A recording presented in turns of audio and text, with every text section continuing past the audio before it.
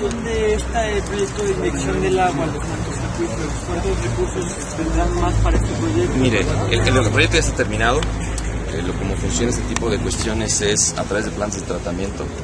Lo que se hace es que se tratan las aguas y se reinyectan al acuífero, evidentemente con el cumplimiento de la norma oficial mexicana correspondiente para la parte de recarga de acuíferos, y con lo que logramos eso es poder seguir utilizando el acuífero, sobre todo en esta ciudad y en el estado de Aguascalientes, en donde el 89% del agua pues viene del subsuelo, ¿no? Si no buscamos esquemas de esta naturaleza, en algún momento pues esa agua se va a terminar. Entonces tenemos que empezar a buscar este tipo de esquemas, no solamente aquí en Aguascalientes, sino en el país en general, precisamente para poder seguir aprovechando este recurso para el futuro, sobre todo para nuestros hijos, ¿no? ¿Y cómo hacerle ver a los demás estados que tienen que hacer lo mismo que está haciendo tal vez Aguascalientes? Miren, el acceso al agua fácil en nuestro país ya se acabó. No solamente en nuestro país, en el mundo en general.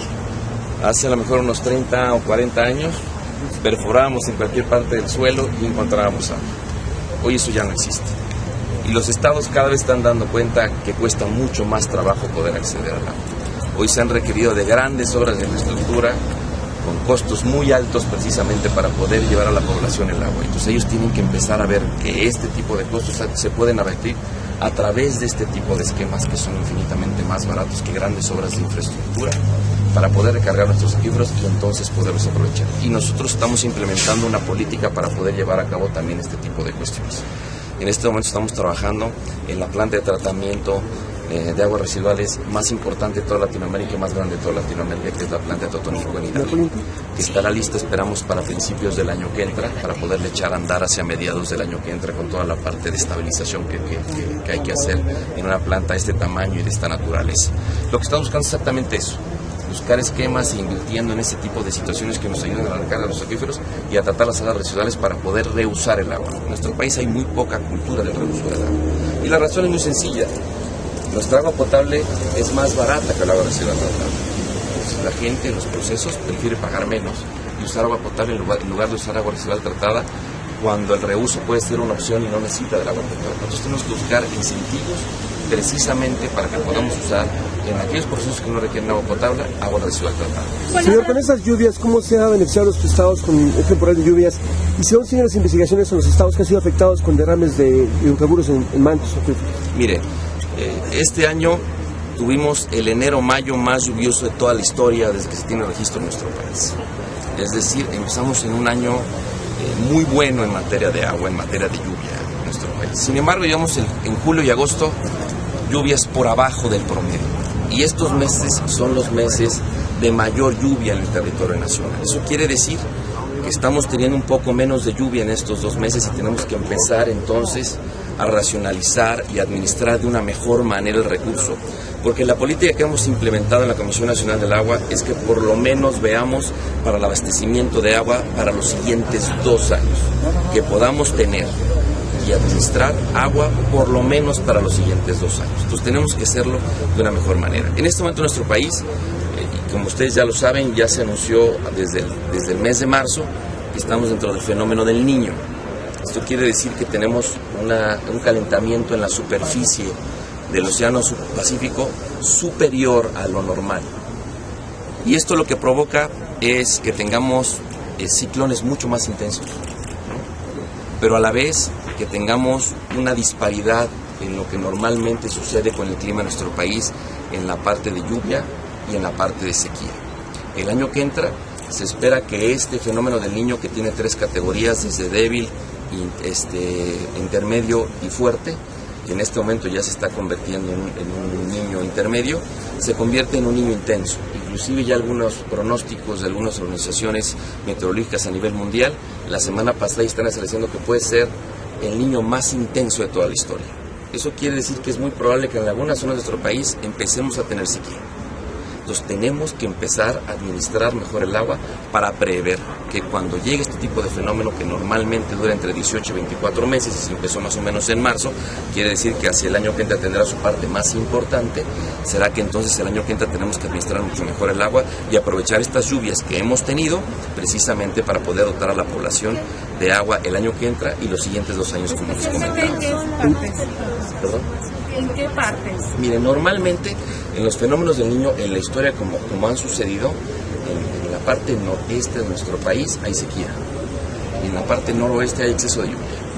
Y en la parte sureste el cambio no es un tema que sea estándar, o sea, no siempre se comporta de la misma manera. En muchas ocasiones tenemos lluvia muy por arriba del promedio y a veces llega a haber menos del promedio. Hay que ver cómo se va comportando el fenómeno para ver qué va a pasar en el sureste. Normalmente la mayoría de los casos es que tenga lluvia por arriba del promedio, es decir, que llueve en exceso en el sureste y que en la parte noreste tengamos sequía. ¿Qué medidas calientes? Lo que yo les comentaba, ¿no? Estamos administrando mejor el recurso, porque pues hemos tenido 2 años muy buenos de lluvia, los 2 primeros años, 2013 y el 2014, y este año 2015, la primera parte del año ha sido un muy buen año en materia de lluvia. Entonces digamos que en este momento tenemos agua que debemos administrar mejor, precisamente para que no tengamos ningún efecto el año que entra, que tengamos el fenómeno del Niño, si es que se presenta como está ahorita el pronóstico. ¿Hay recursos extraordinarios para apoyar? No hay necesidad de recursos extraordinarios porque en este momento tenemos agua suficiente para poderlo hacer. Y para que tengan más o menos una idea, nosotros en las principales presas de nuestro país las estamos desfogando porque tenemos una capacidad suficiente, más del 90 o 95% de su capacidad, y estamos en plena temporada de lluvias y hay que darles capacidad para poderles dar, para poder almacenar el agua, ¿no? Entonces en este momento estamos tratando de hacer eso, entonces en este momento gracias a Dios tenemos agua suficiente. ¿Y en el centro qué es lo que pasa? En el norte sequía, en el sur exceso y en el centro, por ejemplo, aquí en Aguascalientes. Bueno, aquí como les decía, aquí empieza, exactamente. En esta zona es muy probable que tengamos un poco de sequía, ¿no? Entonces hay que administrar mucho mejor el recurso, precisamente para que no se note el efecto del cambio del clima y de la lluvia por debajo del promedio. No quiero hablar de sequía por decir que no va a haber agua, porque pareciera ser que al decir sequía es que no va a haber agua. No, lo que va a suceder es que vamos a tener lluvia por debajo del promedio, ¿no? Históricamente, señor, en septiembre, octubre han pegado los mayores huracanes en ambos litorales. Este año, ¿qué pronóstico se tiene? Miren, nosotros pronosticamos que en esta temporada de huracanes, de ciclones, íbamos a tener por la parte del Pacífico 19 ciclones. Estamos en 6 arriba del promedio. Y la razón es muy sencilla, es que tenemos el fenómeno del Niño. Y en la parte del Atlántico, que pronosticamos que iba a haber 7, ya cambió el pronóstico a 8, que es muy por debajo del promedio. ¿Por qué?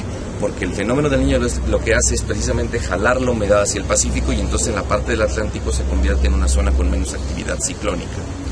Nosotros en este momento lo que estamos viendo, llevamos 9 en la parte del Pacífico. La temporada empezó en mayo, llevamos mayo, junio, julio y agosto. Llevamos 4 meses, llevamos 9 y nos faltan 10.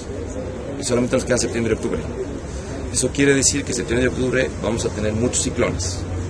Nosotros esperemos, porque es fenómeno Niño también, que normalmente lo que hace es jalar la humedad hacia el océano, que los ciclones no entran a territorio nacional. Es lo que normalmente sucede en una temporada de Niño. Como hay tanto calentamiento en la parte del mar, la humedad se jale hacia el interior del océano y no es normal que ingresen al territorio nacional los ciclones. Esto, por supuesto, no es una regla, ni significa que eso vaya a suceder. Es lo que normalmente sucede. Entonces, en este momento, así es como ha venido sucediendo. Hemos tenido 9 y si ustedes se han visto, no hemos tenido ningún problema con ellos, porque han pasado muy lejos de costas nacionales. Por otro lado, hablaba ahorita... El director tiene que continuar con su gira. Gracias. Qué bueno, porque ya estábamos en una...